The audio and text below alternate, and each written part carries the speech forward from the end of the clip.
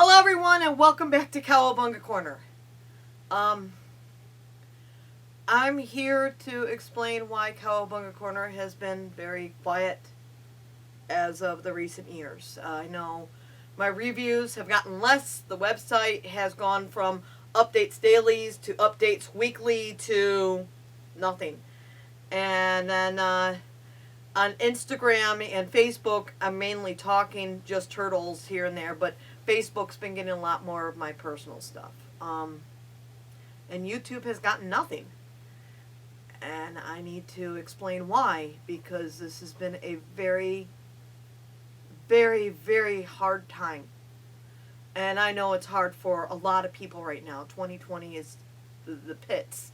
It's been a nightmare year. It's been what just happened to all of us. And that could not be more true for my family on what we're going through too.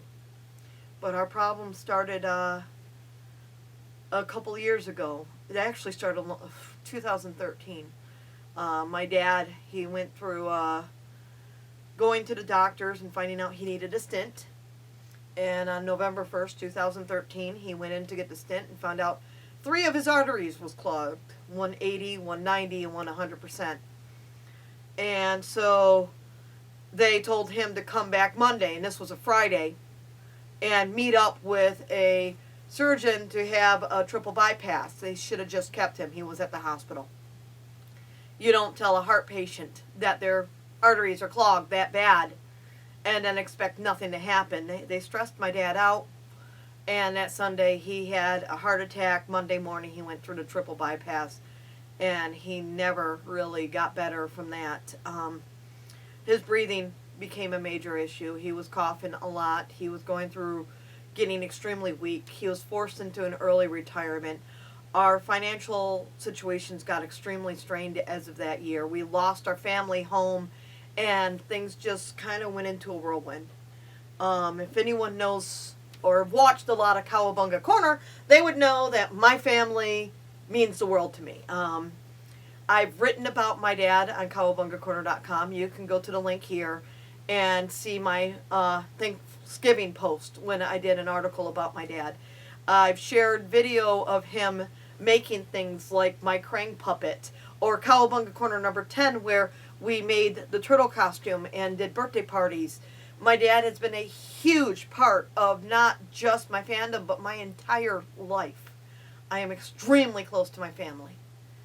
And so when it came to my family's health going downhill, my mom needing knee replacements, my sister breaking her neck, my dad going through this triple bypass, I stopped working so much on Cowabunga Corner and put my family first.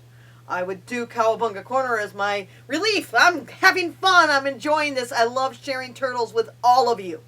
I love sharing my adventures. I love going on trips and meeting fellow turtle fans. I love doing that stuff.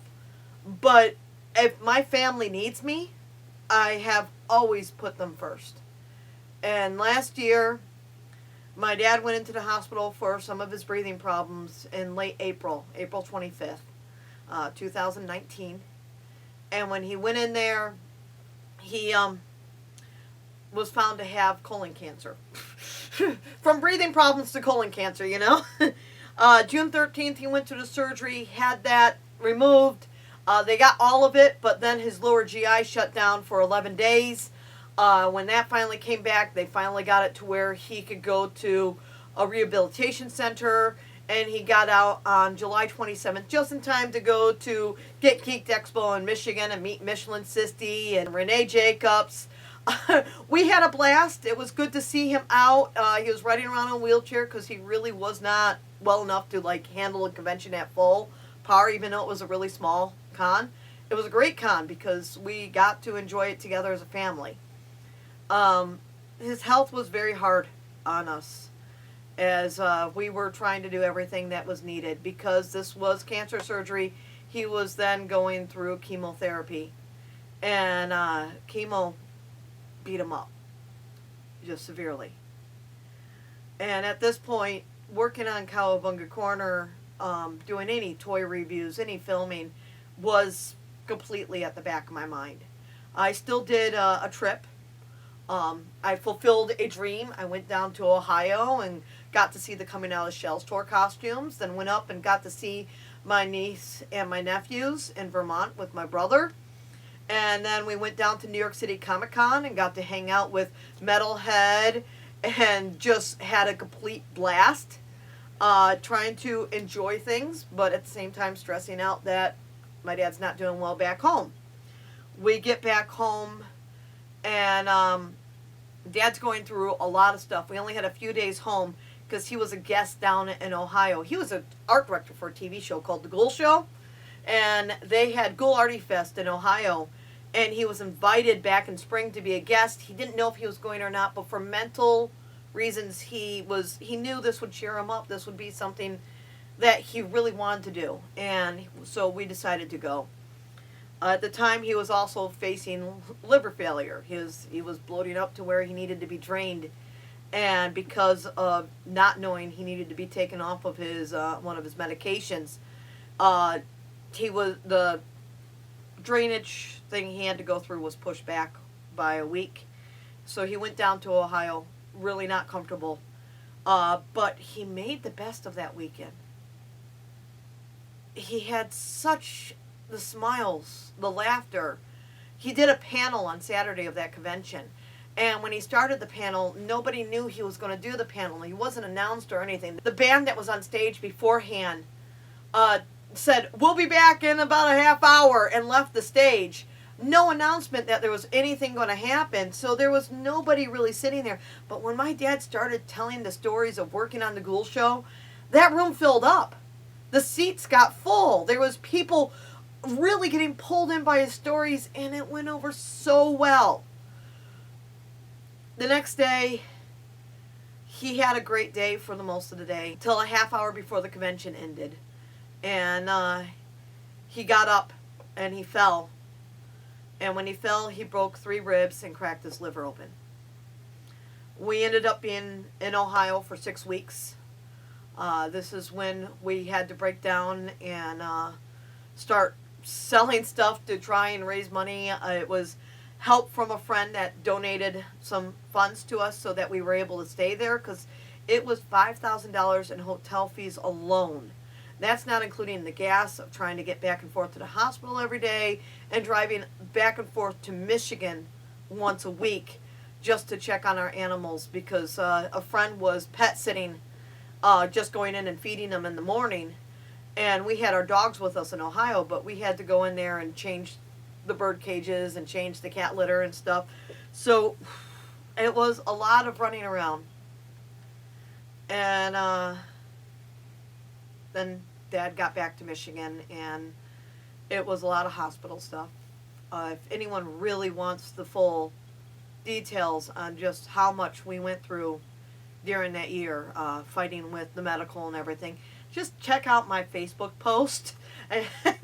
There's a lot of pictures, there's a lot of stories, there's a lot. But I can say that every bit of it was worth it because it was for my dad. And we've had our ups and downs through those few months. There was times where we thought he's getting better, and then there's times we think that the doctor's really messed up. And then COVID came into the picture and just blocked us from seeing him. He went 2 months without seeing anyone because of COVID. But he never caught COVID. It wasn't till July when things really got bad, and that's when he was at another rehabilitation center. And we could not go in to visit him again. And we lost him on July 24th.